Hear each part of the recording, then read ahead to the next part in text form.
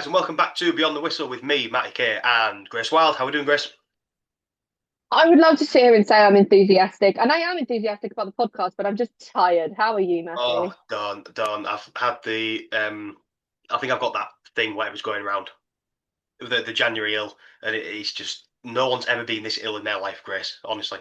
But we'll jump straight in because I know you're a busy lady today, aren't you? So do you want to jump straight in with West Ham Sunderland, West Ham 3? Sorry, for those who haven't seen the show before, Beyond the Whistle, we just review the Premier League weekend, talk about the highs and the lows, mainly the lows of Tottenham, but we'll get to that.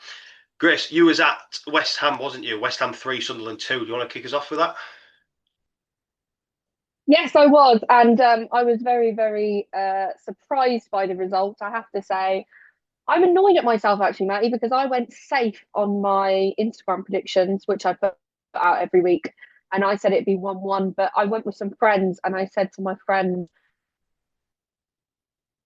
game started, I reckon this is going to be 3-1, and I was absolutely bang on.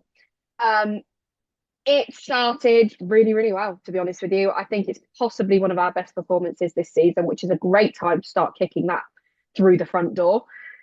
No Paqueta again. That's the big one to talk about. No Paqueta, and to be honest with you, we didn't really look like we missed him. It was an interesting one. We didn't have him for Spurs last week, and I don't know, as a Tottenham fan yourself, from an opposition point of view, whether you noticed he was whether him. No, because your other players seem to have more freedom without him being there.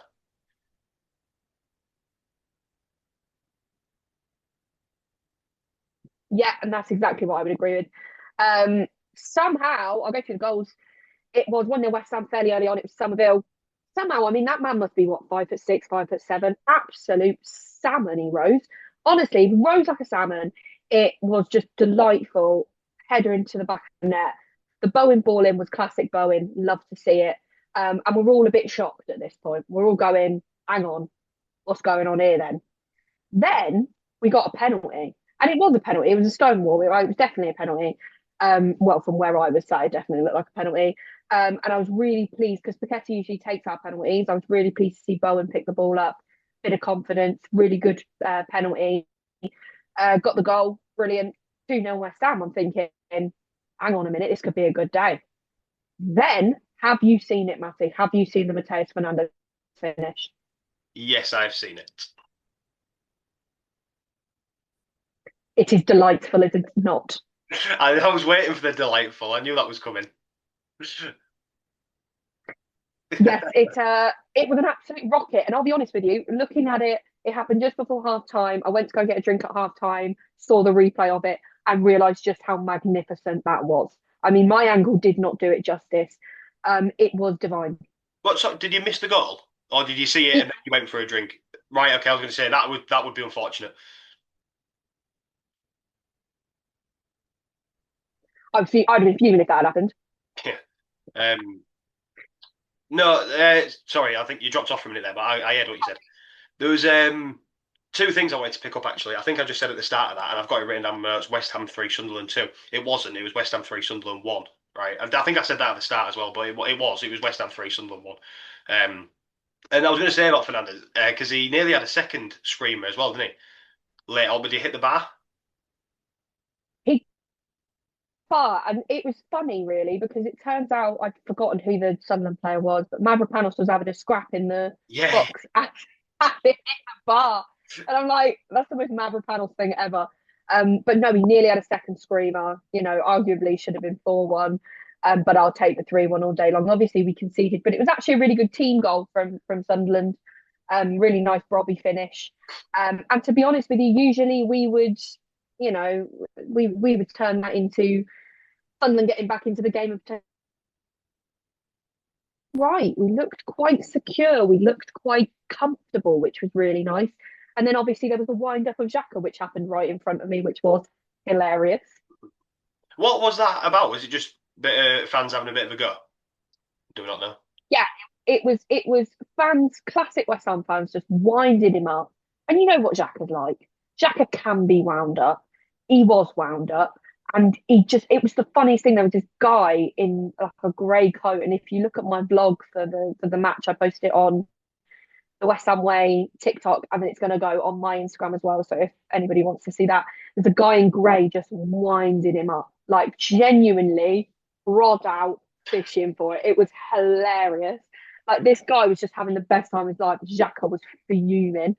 Um, and yeah, it's just classic West Ham. I just loved it. It was like the proper spirit of the bowling just coming back to the London Stadium. It was brilliant. Yeah, I mean, disappointing for Sunderland, really. But they're still the only team that's unbeaten at home. Obviously, this game was away. But yeah, I think like Sunderland are going to be fine, aren't they? They've done enough to stay up now, and again, they're flying. They're going to have these results and stuff. So I won't worry too much from a Sunderland point of view. West Ham were just better on the day, weren't they? Yeah, we just came out the blocks and we just hit them where it You're hurt. And fighting I as think, well, aren't you? say that again, sorry. Sorry, you're fighting as well, aren't you? Obviously, stay up. You're fighting with this relegation, and since you beat us, you look like you got a bit of a spring in your step again. So.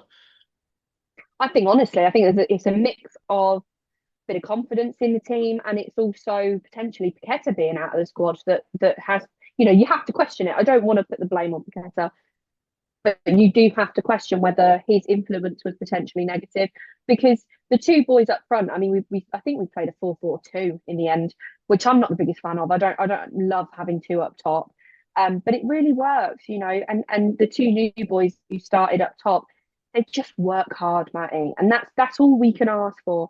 The battles for those second balls were just there, and that's not been there all season. So I think a lot of us are feeling hopeful that we can actually get a few points this season. And even if we do go down, because, we're going to be talking about results that didn't go our way, really, even if that's all I want. Let's just before we move on, to have a look at your next. So you got Chelsea. Burnley's a big game for you. That's a really big 6 pointer for both teams, really. United, Bournemouth, Liverpool, Fulham. So yeah, and then Man City. So yeah, you've got quite a few tough fixtures coming up, haven't you? But yeah, look, you've got a spring in your step. There'll be a big game on the 11th of April between Wolves, which I think you might well, so that's going to be the best, the best. How would I say this? The best quality or the best shit quality game I've ever been to, I think. Because it's going to be the best game in terms of trying to stay up in the Premier League, but the quality is going to be awful in it. West Ham Wolves. But look forward to it. Who knows? Quality I saw the other day, mate. If they bring any of that in, we'll be fine. Not Yeah, not yeah, a problem. yeah. And I've never been to the stadium before, so it'll be good. Yeah, I mean, look, the thing is go in with low expectations and you'll be pleasantly surprised. That's the way I describe it to everybody, because so many people think it's going to be god awful, and it's not good in comparison to the bowling. If you ever went to the bowling, which I know you didn't, if you ever went to the bowling, it's horrendous in comparison. But it is a nice stadium. There's no doubt that the areas around it are quite nice. It's not the greatest view, and you'll find that, but we can get it going. There's no doubt we can get it going. It's just not the easiest to get going. Yeah, there's flaws to it, but honestly, I think you'll find it a pleasant experience because you'll go in with low expectations. Well, I've got low expectations for one team at the minute. Burnley 2, Tottenham 2. I'm getting fed up with this, Grace, to be honest with you. I've got nothing to say. I'm just fed up. Like, honestly, I put a post out, or a TikTok saying that I expected Frank to be sacked by Monday morning, and it just never came. So what do you think? Should he be sacked? I don't know how he's still got a job, to be honest. I He's the really worst don't. leader in the world. He is. And do you think, I've forgotten what the midweek result was, but it was a good one, I'm sure it was. Do you Two, think that gave him more time? the 2-0 against Dortmund. Yeah. Yeah, I think well, everyone was raving about how we played. We played against 10 men for 78 minutes of it. So, I mean, you've got to take that into consideration. But I'd definitely give him more time, and they said he'd be on board for Burnley, which we expected to kind of, no offence to Burnley, but we expected to turn them over. Um, but then, yeah, I don't know. A draw, even a draw is keeping him in the job. And it's so questionable. These rumours that Tottenham don't want to pay his severance package, which we spoke about managers' severance packages before and how we don't really agree with them and stuff. And yeah, I don't know. But look, yeah, Burnley 2, Tottenham 2. Christian Romero absolutely bailing Tottenham out once again. Um, I've got a problem with Romero though during the game because if you look at him, he was like he's throwing his arms up in the air. His attitude looked all over the place. He's our captain. You know what I mean? Yeah, all right. He scored a bullet of a header, and you can tell he's got passion for the club. But what's that telling to the younger lads? that sat on the bench. You know what I mean? He's saying it's okay to do all this stuff. I just don't. Honestly, I can probably tell in my voice. I'm just tired of talking about it. I don't. I can't see a way forward. Yeah, it feels like the same thing every week pretty much. And I think I'm even putting the same things down. I think let's have a look. So it was poor defending for the Burnley equaliser. I think we could both agree with that. Oh yeah, It was, shocking. and then the second goal was a bit pinball, but in my opinion, you were caught ball watching. That's the way I viewed that. Um, it just look, Burnley are not. They're not a team that have been turned over 100 times already. Do you know what I mean? Well, not 100 times, but plenty of times this season. People beat them, but they don't tend to beat them 5 or 6-0. But I don't know why. It just felt like they had almost enthusiasm, and they felt like they smelt blood. Is the way I would describe it. They smelt blood up against your defence, and it's just disappointing, isn't it? I just think they're the master of their own downfall, Tottenham, and their defensive organisation. It just makes it too easy for the opposition. But we're in a relegation fight. You know what I mean? That's not right for a club. I'm not saying Tottenham deserve to be in the title race, but they're a big enough club to not be in a relegation fight. And let's just look about the real quickly before because I know we're on a time rush today, but we're looking at these past games, right? After losing to Liverpool, we had Palace, Brentford, Sunderland, Bournemouth, West Ham, and Burnley. There's no better opportunity there to go and get 3 points from every game. And you look at the next set of runs: Man City, Man United, Newcastle, Arsenal. Where's the win coming from out of any of them? Because you just can't see it. Even Fulham, Palace, I just can't see a win anywhere. I think potentially what's Palace? Is Palace at home or away? It's at home. Uh, Our home they're record's away, picture to this be honest. season. Yeah, our home record's picture. Yeah, and I think yeah, we were in a similar position a couple of game weeks ago, so I understand the sort of looking at the games and thinking, where's that next win going to come from? But I do think you have to maybe consider the fact that the games that you're expecting to get 3 points from are almost too much pressure at the moment. You know, if they're expected, but they're not performing. Maybe you'll see some better performances against oppositions you're not supposed to beat. Because I found that with West Ham, to be honest with you. You know, maybe up against the Man United who are playing really, really well, and we'll get onto them. Maybe playing up against them might. I mean, you never know. I could say that about West Ham because I know how they play like the back of my hand, if you know what I mean. And I felt like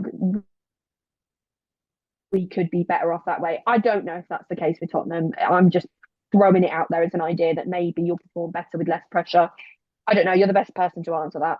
Well, where do we go as well? Like, if we do sack him, we're getting interim. Who else do we bring in? We can't bring in another manager because to me it looks like they're holding off for Pochettino, and I've got my thoughts on that about how I don't think we should go down that path. Love Poch, don't think it's the right choice though. But we haven't got time to get into that today. I could sit here for another hour and talk about that. Absolutely love the man. I just don't think it's right. The last thing I wanted to say on them before we move on is I'm just looking at um the headlines of who we're looking to sign, and some of the players are just unbelievable. We've made contact with players from Real Madrid and stuff like that. I'm thinking, what? Why? Oh, sorry, we've identified. Um, I can't. You don't say who it is on here. We've identified a Madrid midfielder, and I just think, why? Because he's never going to come to us. Do you know what I mean? We're identifying the wrong people. Um, anyone could go out there and I could go out there and say Mbappe is the best person to sign for Tottenham. You know what I mean? Give me 50 grand a week, and I'll tell you that. It's just we're just targeting the wrong people, and the people higher up just can't get out of this frame of mind, and it's infuriating. And then on the other hand of it, we're linked with Sam Johnson. Do you know what I mean? It's like, come on, there's no in the Mm. middle. It's either relegation fodder or players that we're never going to attract. Yeah, that's a tough one. That's a real tough one because you almost feel like we see examples of recruitment done properly in the Premier League, and us as fans, we can see it and go, why aren't we doing this? And it almost feels like the likes of Brighton are working 3 years in advance almost, you know. They're looking at talent and they're letting them develop. And, you know, I just feel like often, and sadly, we both support clubs that do this.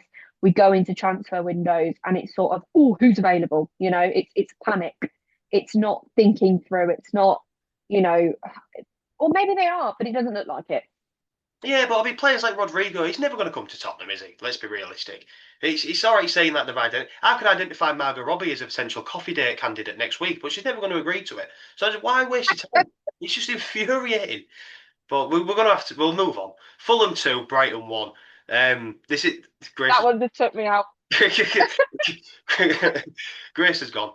Um, Fulham 2, Brighton 1. We've got a bit of Harry Wilson magic again, haven't we? We have indeed, and he just keeps performing. He keeps performing. He can push them into Europe.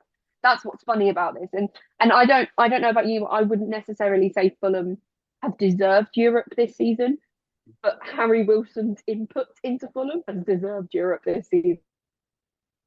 And you know what? Go for it. I think it was a difficult one, wasn't it? It was because Brighton went 1-0 up, and it was a really nice finish. They probably should have gone 2-0 up, to be honest with you, but Fulham hit them. Chukwueze scored. Lovely goal, lovely goal. And it was a really nice, calm finish. And if I remember rightly, it was a really nice ball over the top, taken down nicely, calm finish, got them back into it again. And I'm not saying Fulham didn't deserve to win, but Welbeck's disallowed goal, that felt harsh, marginal offside, very very marginal. And then Harry Wilson, absolutely divine free kick. It just. My question is though, and this is an interesting one for you actually. Do you think the keeper could do better there? Yeah, yeah, I do. He's quite far out. He's got a lot of time to react to it, and I think he'll look back at that and he'll be extremely disappointed. Because he got to it, didn't he? And he palmed it in. Yeah, That's yeah, what's yeah. frustrating. Yeah, it just wasn't strong enough wrist, really, was it? But yeah, I think he'll be definitely be devastated that he's not kept that one out. To be fair, especially at 1-1. Yeah, yeah, absolutely. I mean, that's a decent day on the road for Brighton getting a point at Fulham, to be honest with you, especially given where Fulham are. We're talking about them potentially pushing for Europe. Anything else you want to say about Fulham and Brighton? There was two things. Am I right in thinking that Fulham started the season pretty poorly, didn't they? But they're not quite far down, but they've just gone on a run, haven't they? Like you said, Harry Wilson's just kind of pulled them out of it. I think as well, is his contract up in the summer? Oh, I don't know. I I've don't got know. I've got a feeling his contract is up at the summer and he can go on a free. I might be wrong, but if he does, where does he go? Because I feel like Fulham is the right club for him. Oh, that is a question and a half. I could see him. Yeah, I could see. It depends where Fulham finish. I think he probably deserves European football of some sort. I'd like to see him play in the Europa League or Europa Conference League. I don't think he's at that point to play, Champions League football. I love him. That's not me disrespecting him because I think he's a class player. But I do think some players have levels, and I think him playing, I'd love to see him win a Europa League, for example. And I don't know. This season is so difficult because I'd love to say, oh, Brighton are definitely going to be in that position, but that's not necessarily true. We don't know where anybody is going to be at the end of the season. Um, so yeah, that's going to be an interesting one to watch. Yeah, no, I was just curious. So, I mean, I think if Fulham do qualify for some sort of European football, I think Harry Wilson should be putting pen to paper on a new contract as soon as he can. Uh, I don't, I can't really see him at a top six club or whatever. I mean, I could see him at Tottenham, but I wouldn't really class them as a top six at the minute. But yeah, no, I think he can just sort of, I think he's got the pick of wherever he wants to go. But I think Fulham, without the expectation of you have to qualify for Europe and stuff like that, Fulham are kind of always just being happy to be around 10 to 14. You know what I mean? Or even 8 to 14 or whatever. So I think that expectation, I think he'll just thrive at Fulham. I think that's a perfect club. But yeah, anyway, we'll move on. Manchester 2. Oh, go on. Do you want to say something on I was just going to add. I think Harry Wilson could re-sign if Fulham show the ambition to push on. that? If they stay in that classic mid-table team, I think he'd be less likely to re-sign. I think there would need to be an element of, okay, we've got European football. Are we going to push on now? Are we going to try attracting big names? Are we going to keep Marco Silva? All those sort of questions have to be answered for me for Harry Wilson to make that decision. Yeah, yeah, no, spot on. Manchester 2, Wolves nil. Foden and Haaland both bench, but it's nice, isn't it, when you can bench your all-time like top goal scorer for the season and your what am I trying to say? Like your midfield maestro in Foden. It's nice when you can bench that, isn't it? It's a big luxury that most clubs don't have. Oh, absolutely. I think it was quite a pull. It was Mm. quite a pull. I mean, I wouldn't say City have been the most consistent this season I don't know whether I would make that call. I don't know squad, I don't know how they've been performing, all that sort of stuff. I'm not, maybe if I was West Ham manager, I could make that decision. But I think it's a tough one. It's a tough one, but I like the ballsiness of it. I like the trust in the other players. Semenyo's getting a few.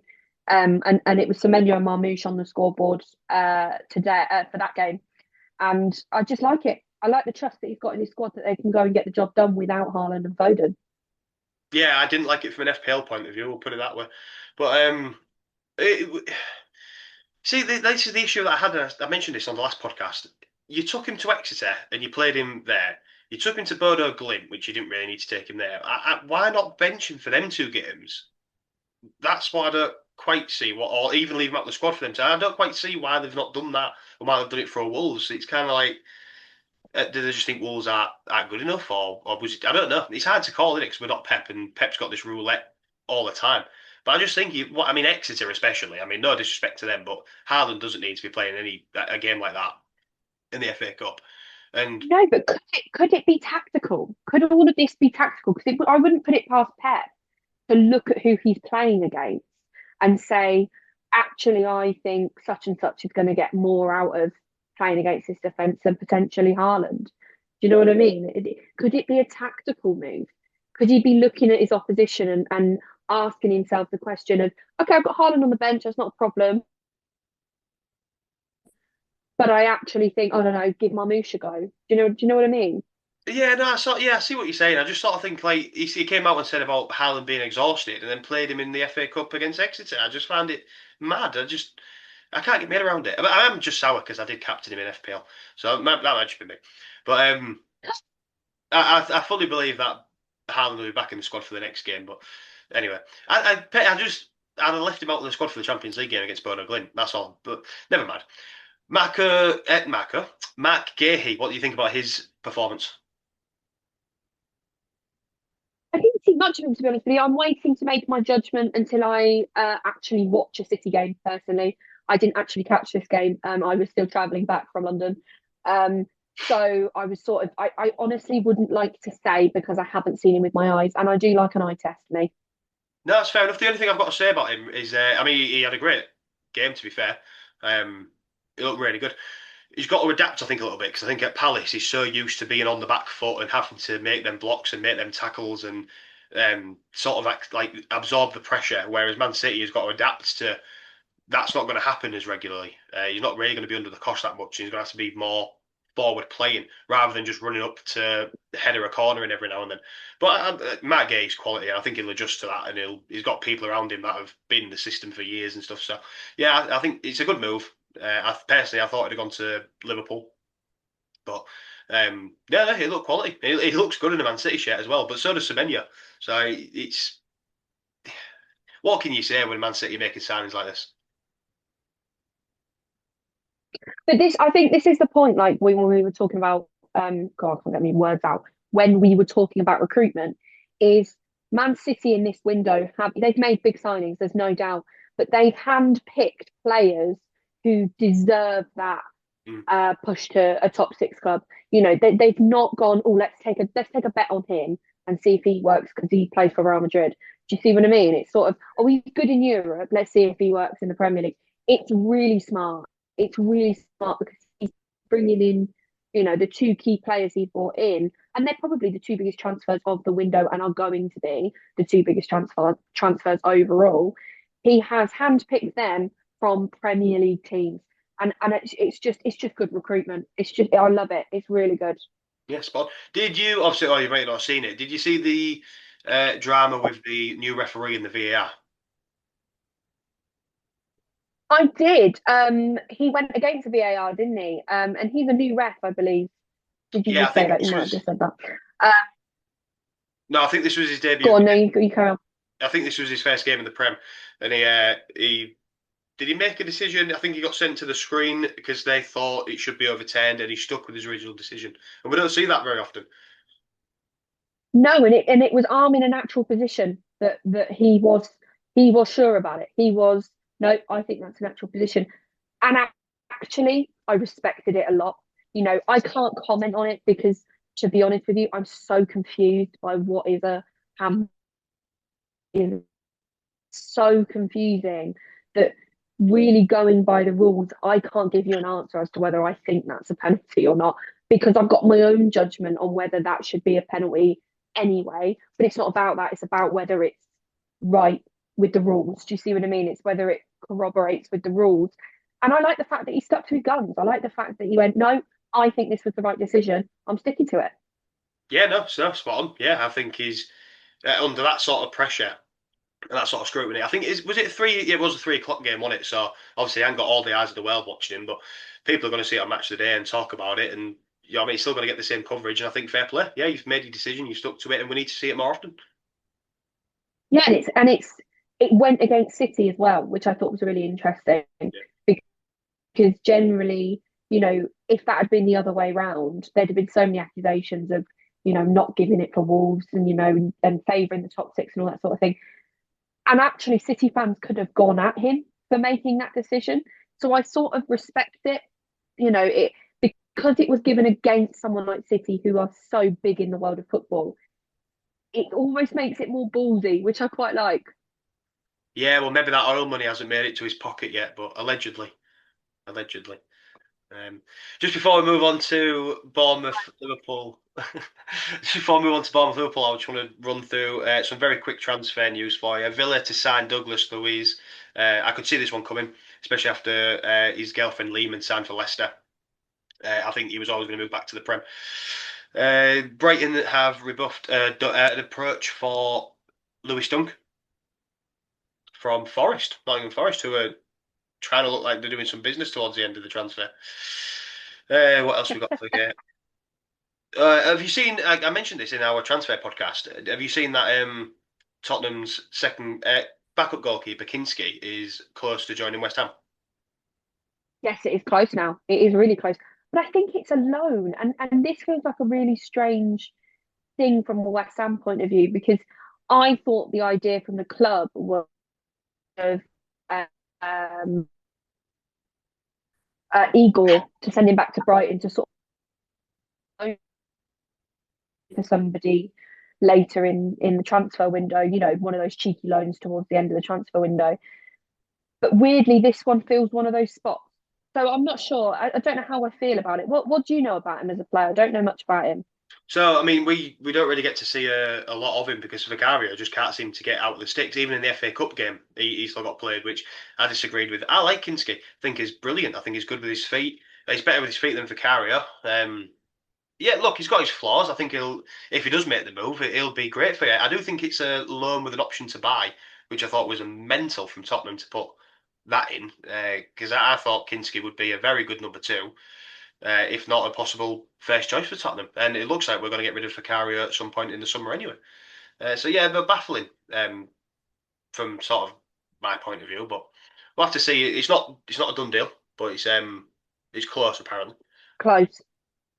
Yeah. And then the last one, Burnley to sign James Ward-Prowse. I think we spoke about this before, haven't we?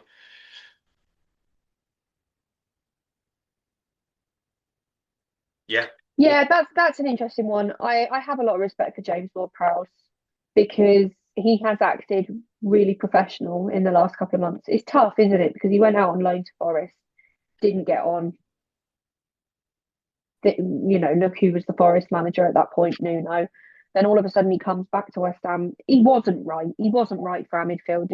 We were calling for him to drop to the bench, and I think we were right to. As much as I like the guy, but then all of a sudden we get Nuno in ourselves, and I think Nuno pretty much said early on that he wasn't in his plans, and he has just been so professional. So to be honest with you, I would like him to go somewhere and play well. I really would. I'd like to see him go back to Southampton, which I think was hinted at some point. But no, it looks like he's looks like Burnley might be the place he's going to. Yeah, well, I don't mean to flip flop between what we've already spoke about, but I did forget to mention it. Did you see Dubravka's saves at the weekend against Tottenham? Yes, very, very good. Yeah, some of them. Unbelievable. I mean, I only saw the highlights.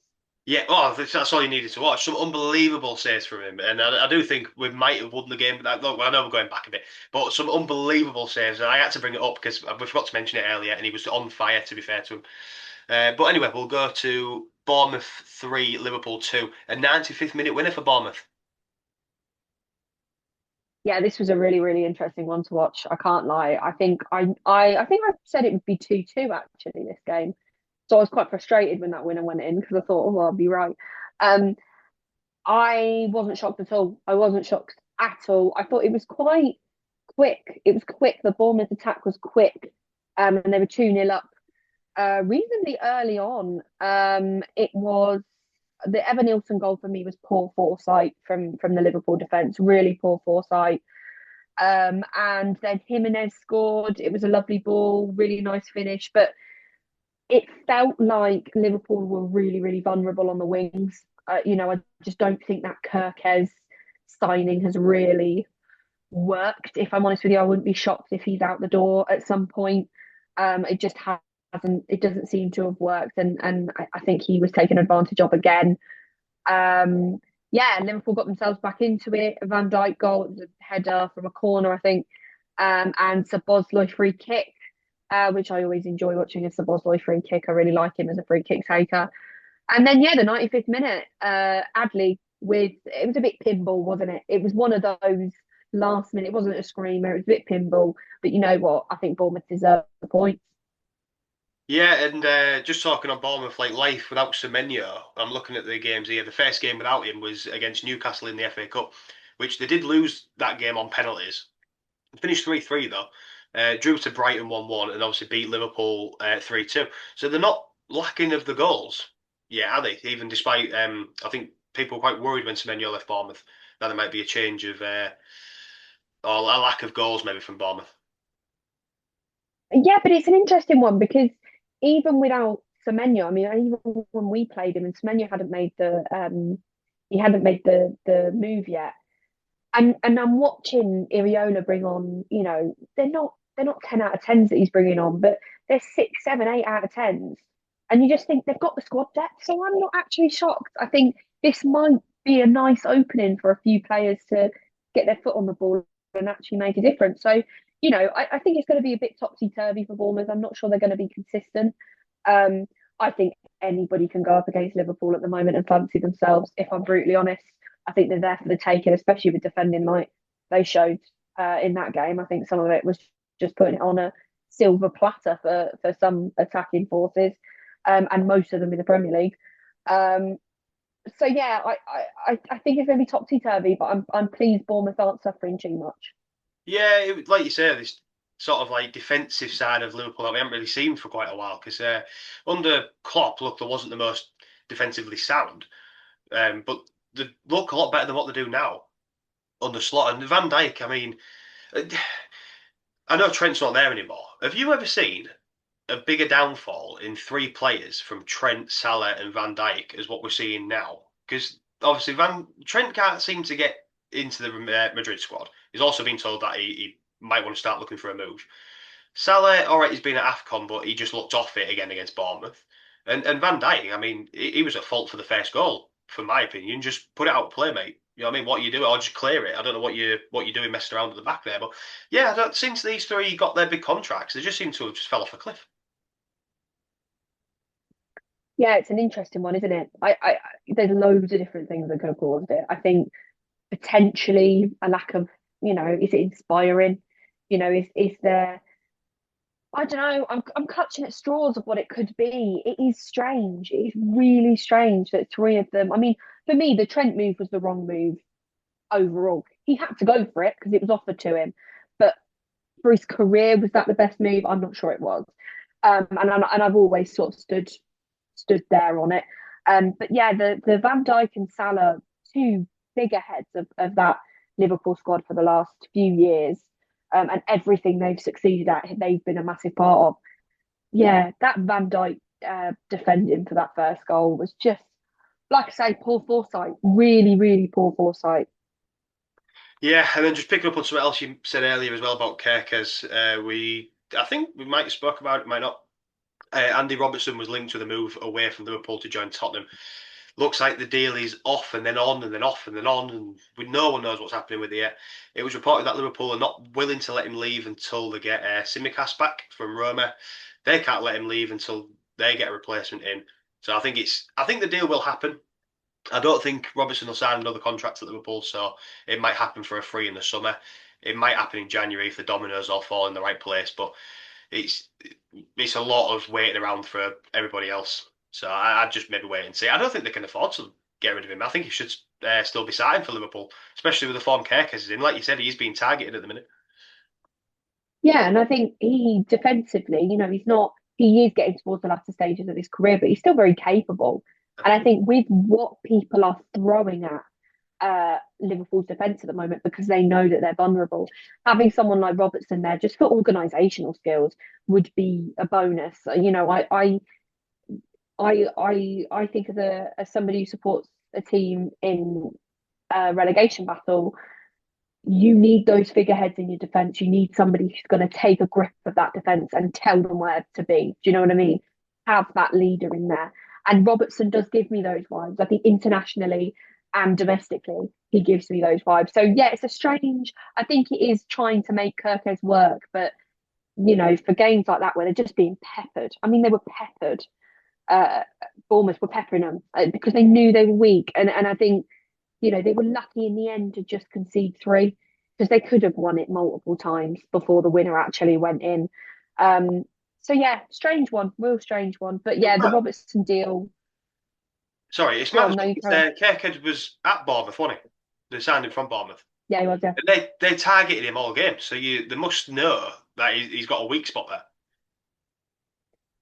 yeah, and I think I'd have to do some pretty good research to sort of compare Liverpool now to Bournemouth with Kirkes, but I think with Bournemouth, there was first of all there was a defensive stability because their defence when Kirkes was in it was particularly good, but also they were playing on the counter attack quite a lot. They weren't bringing the game to a lot of opposition.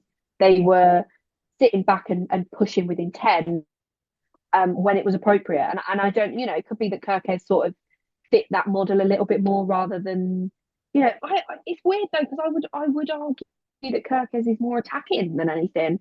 So it is a bit strange, but footballers are strange, aren't they? Some things match, some things don't, and I just don't think it's been a good fit for Liverpool or for Kirkes. Yeah, and just last thing before we move on, did you see, was it a substitute delay or was a player off the pitch? It was down to 10 men, I think, one to Liverpool.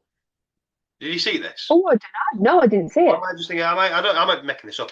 There was, I can't remember if there was player had gone off injured or there was a player was on the sideline waiting to come back on.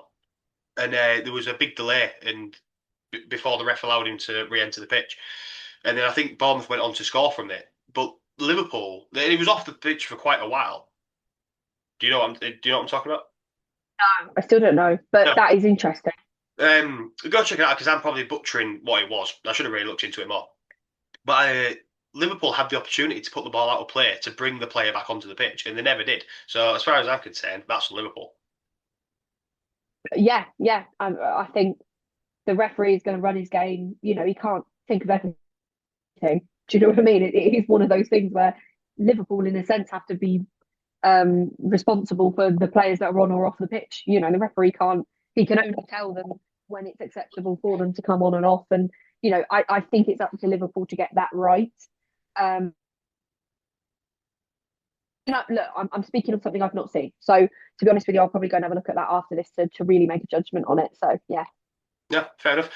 Brentford nil, Forest 2. Bit of a Sean Dyche masterclass this, really, wasn't Oh yeah, and I couldn't have been more annoyed if I'm honest. So frustrating. I thought Brentford away, that's a guaranteed loss. Like surely Brentford have been awesome at home this season. And again, and we said the same thing for their game against Chelsea. How did Brentford not score? How? it? Masterclass. Sean Dyche masterclass. And It's a massive 3 points for Forest in it, and do you know what? The relegation fight is really spicing up in it. I mean, we'll get onto the title race in a minute, but I'm liking, apart from the Tottenham end, I'm liking what's going on down at the bottom. Yeah, it feels like one that's going to go to the last day. And you know what you saying about Tottenham potentially being dragged in, I can see certain things being dragged in. You know, we looked all right on Saturday. If we can carry that on, we'll get a few more points in. And Forest looks and last night looked spirited. I know they didn't get the 3 points, but they looked all right. They looked like they could definitely get points. It's going to be a really really interesting. I think both ends are going to be really interesting towards the end of the season. Do you remember? I think we'd recorded a podcast a few weeks ago, and I said to you after the pod, I think you might be safe. I think you might do it. Do you remember that? I don't. I do remember. I didn't say it on air, but I said it afterwards. I said I do think you'll do it, and I think you're going to pip Forest to it as well. You know. I'd like to think so. I think Forest, one thing I've seen from Forest fans is their fear of not being able to score goals. I mean, they obviously can because they put two past Brentford at the weekend. But I do think one thing we have the capability to do is outscore our opponent because I do think we have a few players who can put the ball in the back of the net. And, the truth is you've got to take every game as it comes. And we're looking all around us and we're going, what Forest doing, what are Leeds doing, da, da, da, da. But the truth is you just got to go into every game, try and get 3 points. And I don't necessarily fancy us against Chelsea at the weekend, but I am interested to see us against Chelsea because I do think we could potentially cause them some defensive problems.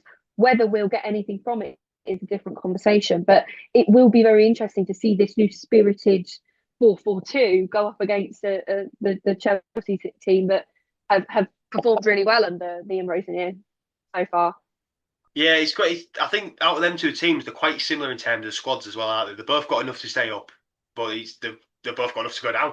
So it is quite interesting between these two teams. A few injuries for Brentford. The bad. Is it a Jai? Is it a Jai? A Jai? A Jai? Yeah. Yeah, And yeah. I Dan. I I Yeah, could be. I don't I don't. Yeah. Anyway, carry on. Yeah.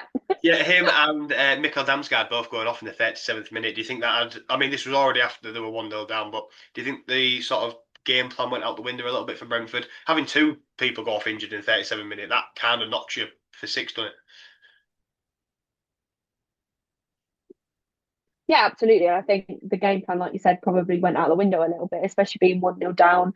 I think these are good tests for Brentford. I think they have really overperformed this season, and I've enjoyed watching them play actually. And I think they'll have felt really frustrated being, losing the game altogether, let alone the injuries, because I don't know how they didn't score. Sells was making brilliant saves, and I'm not sure how they didn't score. So I think they'll feel really frustrated, but I wouldn't be surprised if they turn that into motivation, to be honest with you, and have a good rest of the season. Do you think this is where Keith Andrew maybe lacks a little bit in sort of tactical knowledge? Yeah, that's a great point. Really, really great point. I mean, it is just one of those things where tactically he probably had to shift a few things given the two players that went off. Did he do that? Honestly, I didn't see it, so I'm not 100% sure. I just saw the result come in, and I watched the highlights. Um, but I can't tell you if there was a tactical shift, but there probably should have been. Oh, fair enough. Palace 1, Chelsea 3. I want to start with Palace because they just seem to be falling apart, don't they? Everything's going wrong at Palace at the minute. Yeah, and I think I almost feel like I want to say Tottenham aren't in as much danger because I think if anybody's going to be dragged into this mess, this relegation mess, it's going to be Palace. I'm worried for them. I'm really worried for them. I thought, there was a Mateta, there was a couple of Mateta chances that I thought you bury that at the beginning of the season. That's just I don't know what it is. I worry for them. That's where my head's at with Palace is I worry for them. What is it? What do you think is going wrong? What at Palace? I mean, is this to do with the ownership? They're not backing Glasner, and we've all spoke about how they've not really recruited well enough to spread themselves throughout European competitions as well as the Premier League and the FA Cup and League Cup, etc. So is it all just like shit rolls downhill? Yeah, yeah, I do genuinely think that. I think, you know, and not to bring it back to West Ham again, but this is exactly what we did, where we just didn't have the squad to deal with Europe and to deal with the Premier League. And we were fortunate in a sense because we didn't lose anybody major during that period of time. So we sort of were left with what we had, which was pretty decent. So our European form was almost the bright light in a really terrible season. To be honest with you, we were in a relegation fight at that point. Um, it is tough. It's really tough when you add those fixtures in. It's even when you've got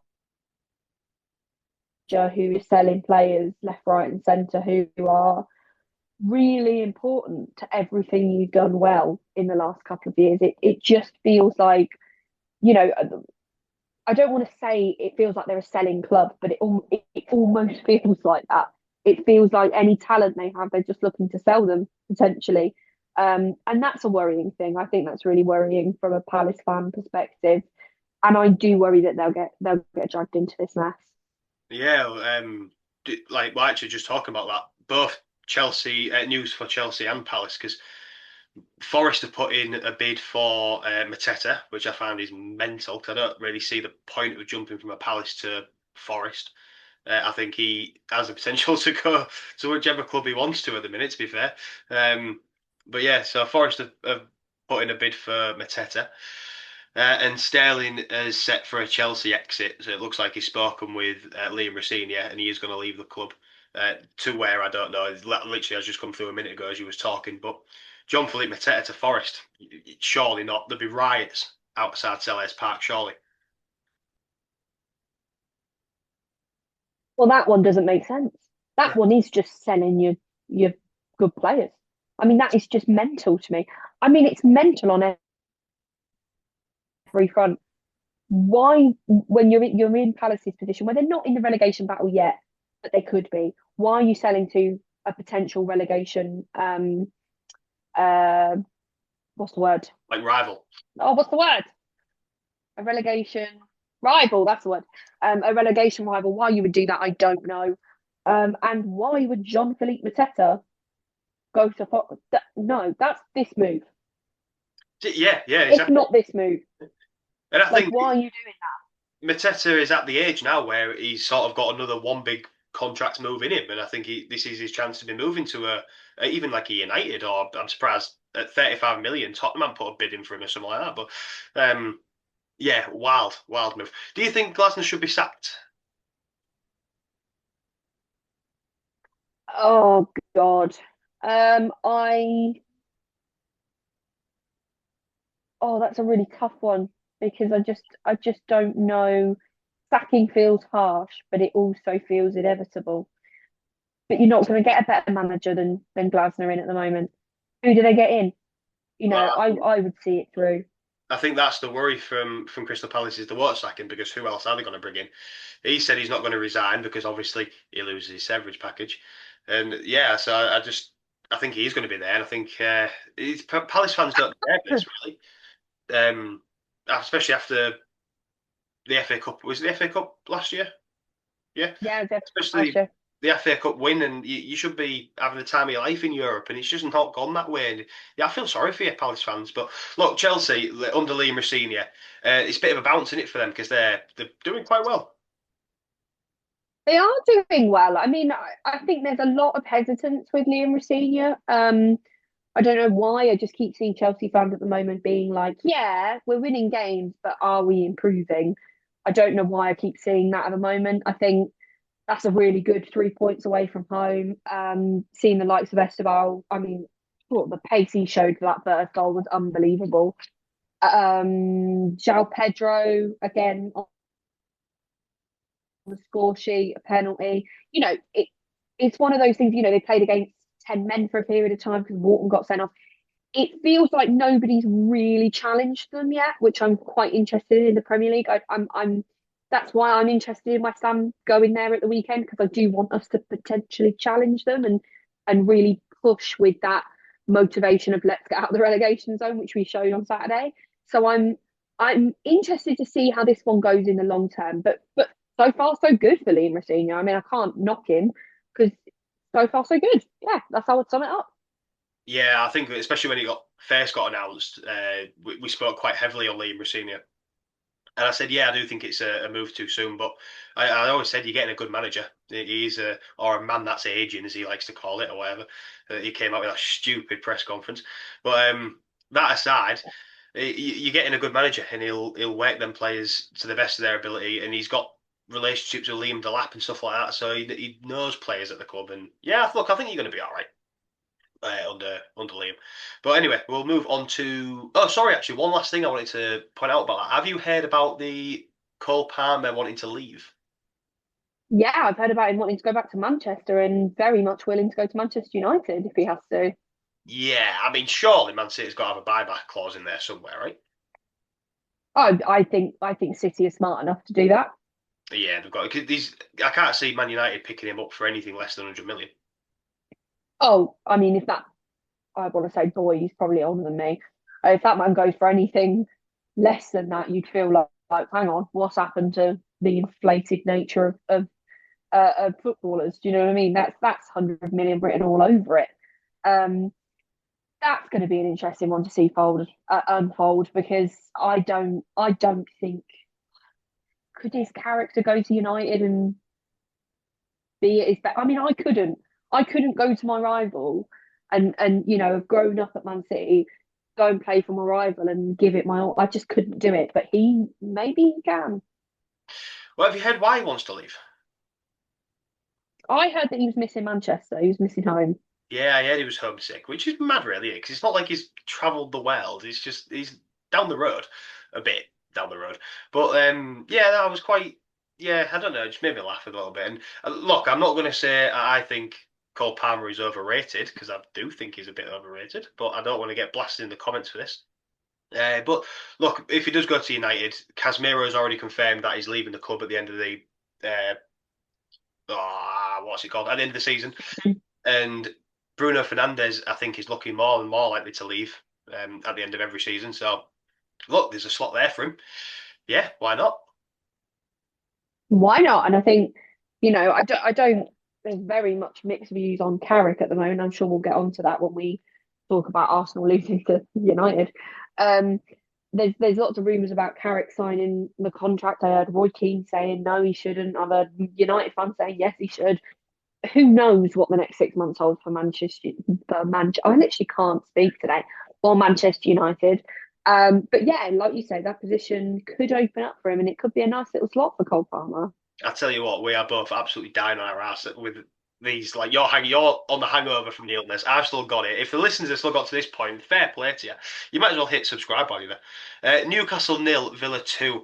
Uh, bit of a statement win this for Villa, wasn't it? Yeah, really. I mean, look, I do just want to put out there that I think Newcastle were looking at their midweek fixture thinking, I'm going to prioritise that one. Um, but that was a big game. That one was, there was an early Tonali chance, which I thought should have gone in, could have gone in, and that changes the game potentially. I think was it was just a statement win from Villa, and it was an important 3 points to keep that pressure on. Again, I don't think they're going to win the league. I don't think I could be wrong. I don't think that they can push that far, especially with Europe as well. But they're keeping up the pressure at the moment. And look, getting 3 points at St James's Park is nothing to brush away. That's a hard thing to do. But it's that Newcastle end product again. Newcastle end product. Well, I was going to ask you about this because I mean, Newcastle got their injuries themselves, especially with Bruno Guimaraes. I think that's how you're saying it. It's a big miss for Newcastle. But then we spoke before about Villa's squad depth and can they push for the title with the lack of squad depth that they got? But they've got injuries to Kamara, John McGinn, and Ross Barkley. I forgot he even played for Villa. Yeah, so I mean, they're missing two key players there, and they're still turning over results, aren't Yeah, and I think generally they're good enough to turn over a result fairly consistently. I mean, they've got goals from different places. Watkins has sort of come back into. I mean, he was poor in the first half of the season, but he has really hit the ground running again, and it's good to see him back scoring goals and another lovely run, poor defending, but he was there. He put the ball in the back of the net. That's what Watkins should do. That run was just lovely, even though there was a massive gap for him to walk into essentially or run into. And they've got the likes of Buendia. Buendia seems to be starting a little bit. And he can bury a ball, no doubt. And I can think off the top of my head, I could sit here and list the players that could potentially score for Villa. So I think go on. I've got another one for you. It literally just come through right now. Villa have announced the signing of Start again. Villa have announced the signing of Tammy Abraham.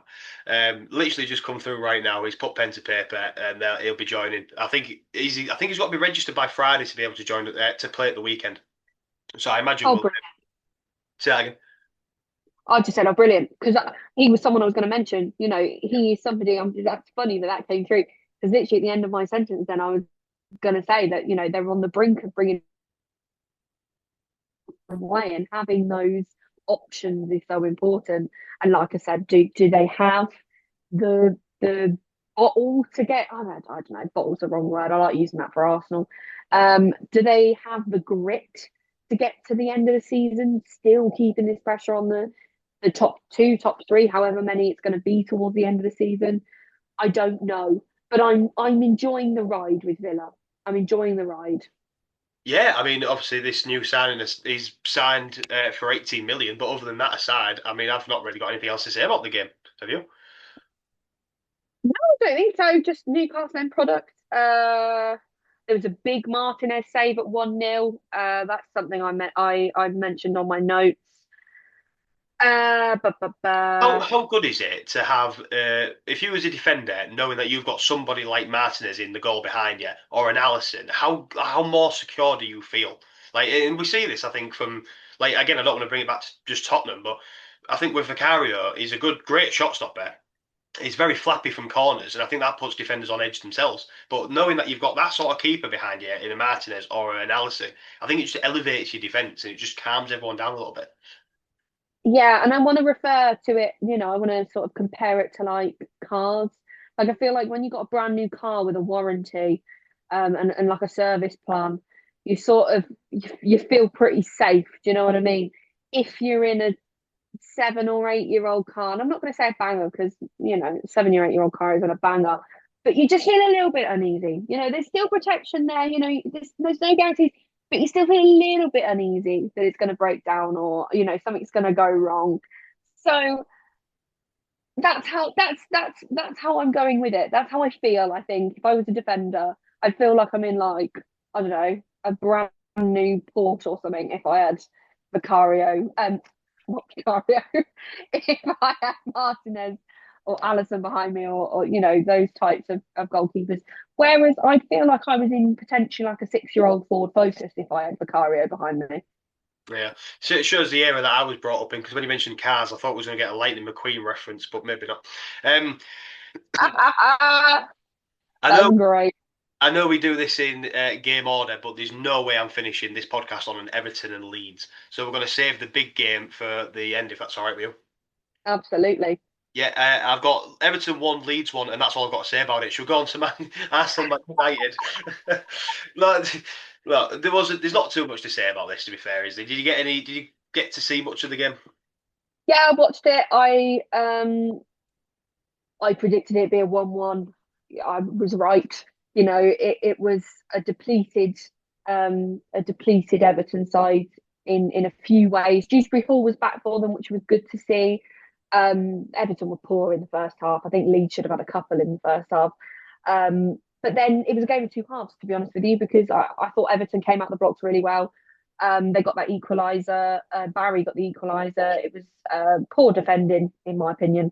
And defender was wrong side of Barry, and it was just a simple finish for Barry. And you know, I expect Barry to finish that. Do you know what I mean? Given his form, I expect him to finish it. It was just a 1-1 game. That just sums up a 1-1.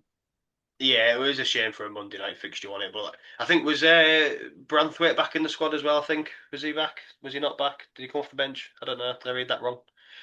Hang on, God, if he was playing, I didn't notice him. Hang Yeah, on, I've got so back. yeah, he came on in the 46th minute for Armstrong.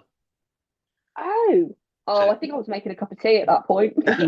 both Dewsbury Hall and Branthwaite were back in the squad. And the only other sort of note that I've got to say on the game is where the hell was I when Leeds signed James Justin? Because I forgot that happened.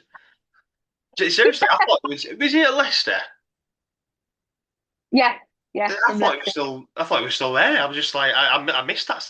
Like, I don't know. Do you ever get that where you just like you get halfway through a season, you think, when the hell did they sign? Literally. I do that all the time, but I thought just to add just for his goal, I thought it was really, really nice run from him. It was a ball into the box. DCL missed it, but he was in the right place. You know, it was just one of those things, and but it was fine because James Justin was at the back post, slotted it in. Really good finish actually, and I've seen him do it a couple of times for Leicester. But yes, James Justin is a Leeds player. Yeah, I'm literally watching the goal now as you were just mentioning that. And it was funny because as you're describing it, it's literally played out in front of me. You've nailed that. Fair play to you. Yeah, he just arrives, doesn't he, late into the box, and like, yeah, it's a very James Justin goal. We saw it countless times for Leicester, and you've just nailed it there. To be honest, that was really weird watching that. Shall we jump into Football, and I was a pundit. Shall we jump into the big game? Arsenal 2, Man United 3. What has Carrick done to United? Are Arsenal going to bottle it? We're all got our fingers crossed. Come on, Greg. Give me give me the detail on this game. This was something I just knew United were going to cause a problem. I said it'd be a draw. Someone told me I was mad for saying it'd be a draw. Arsenal will batter them because Arsenal are at home. I thought, no, that is not how I feel about this. There is going to be the expectation that Arsenal are going to win, but United hitting them on the counter attack, and that's exactly what this counter attacking Man United. Oh, I love it. I love it. And against teams they're not expected to win against, it's divine. I mean, I think Burmo scored again. To be fair, Arsenal went 1-0 up, and it was lucky because I think it was a Martinez own goal. Yeah. That felt really lucky. But to be honest with you, when Arsenal scored, I did think, okay, they're going to go on now. They're going to capitalise. They're going to go on. They're going to make this 2-0 before half time or whatever. But then a defensive mistake, a silly. I mean, nobody who's winning the league can make that defensive mistake. They just can't. That just felt wrong, and Burmo pounced on it. It's 1-1. Then a disgusting finish by Dorgu. What is it with Dorgu and disgusting finishes at the moment? Disgraceful. Well, Um, sorry to then, sorry to oh, jump in there, but we actually won't be seeing that for a while. It was announced today that Dorgu will be out for up to 10 weeks after a hamstring injury, I think it was. Scans, it didn't pop up on until after the game on the scan, but yeah, he's going to be missing for about 10 weeks. oh, that's a real shame. I didn't know it was that long. I was at work and I saw it. I was teaching maths and it popped up on my watch, and I thought, I can't look at how long Dorgu's going to be out for. I need to teach maths. So I did see that Dorgu injured, but I didn't see for how long. That's a shame because I think he's played really well recently, and he's sort of thriving under Carrick. But nothing takes away from that disgusting finish. 2-1, and then Arsenal equalised. I mean, it was pinball pretty much from a corner. Marino manages to get it in the back of the net. And I don't know whether you saw my Instagram story. I was genuinely amazed, right? Because these are Sunday sort of what would it have been like 5:30, 6 o'clock. We've eaten dinner and the family is sat watching the late kickoff because it's usually a good one, and it's 2-2, and you're thinking this game isn't over. I am not joking. My dad, about 30 seconds before Cunha picked up the ball, went, "This has got Cunha written all over it." It was unbelievable. He picks up the ball, absolute rocket. Honestly, I felt like saying, "You're not my dad anymore. You missed it, Meg." I mean, that was insane. Um, I I just got on the bottom of my notes. Oh, you're not going to be able to see it. Bottom of my notes, I've just got bottlers. Well, look, Because the question's there, isn't it? And the thing is, Arsenal looked panicky. during this game, and even at 2-2, they were just panicking. I mean, let's have a look. I've got it up here. In the 58th minute, they made four substitutions at 2-1 down. And look, I get you trying to sort of turn the game on its head, but it just felt panicky from Arsenal, and this is sort of why they've got question marks over their mentality. And can they do it? And I think Yeah, what go on, sorry, I carry was on. going to say, I think what the best thing for Man City is now, because how many games is it until that's coming up in it? The where? Oh, I thought where was it? Arsenal are playing Man City soon, right? I don't know. I'm Oh, glad you're to be fair, it's not until the 18th of April, so there's a few games in between. But I think all that Man City have got to do is just keep within one, and he's got to just keep piling the pressure on Arsenal. Yeah, I just yeah, look, there's question marks over it. Yeah, and I think we joke about using the term bottle, and we're having way too much fun talking about this, but we joke about bottling. But it is true. It is having that bottle. It's having that ability to tactically look at a game and change it and make the right decisions. And this is my problem that I've had with Arteta, Arteta, countless times is I felt like he's not reacted in a game well enough. And I think, look, Pep has his days off. There's no doubt Pep isn't perfect. But I do think 9 times out of 10 he can react in a game and make the right substitutions. And it's just about the substitutions doing what needs to be done. I don't feel like that. And you're right. It looked panicked. It was like, oh God, game plan A didn't go to plan. What do we do now? And I hate that. I hate it. And I just don't, I just have never had the faith. And I still could be wrong. I still could be so wrong. But I just don't have the faith that Arsenal can go on and really achieve it. I think they will drop points between now and the end of the season. So I think for me there was a question mark over the individuality of Arsenal, and you've got to look at teams like Man City who have got the Haaland, and in the past they've had like Mahrez who can just whip one from outside the box into the back of the net. And do you remember Company who just hammered it home past Leicester, I think it was, for a 1-0 win, which I think would pretty much secured them the Premier League title. And even Tottenham with a Harry Kane and stuff, they got them. They've got them players with them individual. Jared Bowen, maybe for West Ham, they've got them players that have just got them individuality moments that they can just grab the game by the scruff of the neck. And I think Arsenal are just so regimental and stuck in that Arteta way, and a little set piece FC as everyone's calling them. It just feels like they haven't got anybody to grab the game. Your star boy Saka has scored like 4 goals in about 12 years. All right, exaggeration, but you know what I mean. They've not got that. They've, they've not got that individuality that can just go and pounce in like the dying minutes. So like a Cunha, or even a Cunha for Man United. Do you know what I mean? They haven't got that sort of player. They're so regimental and they're so stuck in the ways. And I think that Or could, a for Villa. yeah, the Brendan. I just think it could be a bit of a downfall for Arsenal. Yeah, 100%. I think you mentioning Saka there was a really massive point.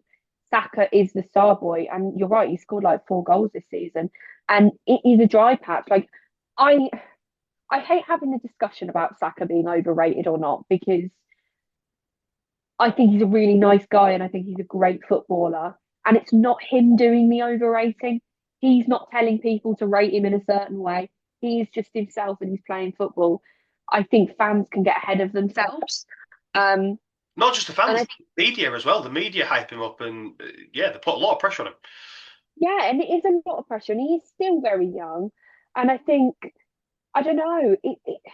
I don't know what's gone on. I don't know. He could be fine, but something about his performances recently that just I don't. It could be a confidence issue. There could be so many reasons, but I don't know. It just doesn't feel. I felt like that with Saka a couple of seasons ago, even last season, where he could come on and change a game. He could come on and get that vital goal. Oh, don't worry, Saka's on the pitch. He can get you that goal. And you make a good point about Cunha for Man United. You were almost scared when Cunha came off the bench. You were almost like, hang on, he's going to cause us problems. He's good enough to start in a lot of different clubs. And I just Yeah, I don't know. It's so tough. Do you think it could be an Arteta inspiration thing? Do you think they could be getting a bit bored of what Arteta's putting forward potentially? Maybe striking down that individuality. You've got to consider all these things. Yeah, definitely. So yes or no, are Arsenal going to win the league? No, I'm going to say no. I think City will catch them. I do. I genuinely do. I don't trust them to go uh to not drop points between now and the end of the season. I mean, there's what 15 games left. That's a big ask, especially with that confidence knock that losing to United at home is going. It is going to give you a confidence knock. I don't care who you are. It is going to give you a confidence knock, and it's up to the backroom staff and it's up to the club to inspire those players again, and the players within each other. Do you know what I mean? To inspire each other again. And I just don't think I've just never had that feeling about Arteta. I just haven't. Yeah, and well, I mean, look, we'll give a quick word to Man United because they were very good again. The only thing I will say is they've played Man City and Arsenal under Carrick, which is fantastic. I don't remember a team who have got a manager change and then beat the first and second place in the league for a long, long time. So fair enough. All I will say is, yeah, they played them two teams who are going to come on to Man United and then they're going to play on the break. I'll be interested to see how Man United play when they have to go up against someone who sits back and they have to break them down. But look, fair enough. I don't. Would if this carries on and Carrick goes on a great run, does he get a full length contract? Uh, Another one where I just think I'd like to think yes, but I'm not sure that's how football works anymore. I do think at United there is an element of name. So I don't know. I don't know. I think it depends how successful he is. And you make a wonderful point that I also wanted to highlight is you are playing counter-attacking football against number one and number two in the league. What's it going to be like? What's it going to be like when you play West Ham at home, away? Do you know what I mean? That is going to be a much more you going at the ball and West Ham hitting you on the counter. How are you going to deal with that? So I think that's a really important point, and I need to see what that impact is first before I make that decision. Yeah, if this loads, because we're going to call it a day in a second. Man United, they've got Fulham next and then Tottenham. So yeah, pretty. You'll be fine against Tottenham. Don't worry about that. And then West Ham. So yeah, look, it'll be interesting to see. But look, do you know what? I think that's a very good place to sort of wrap up. Really.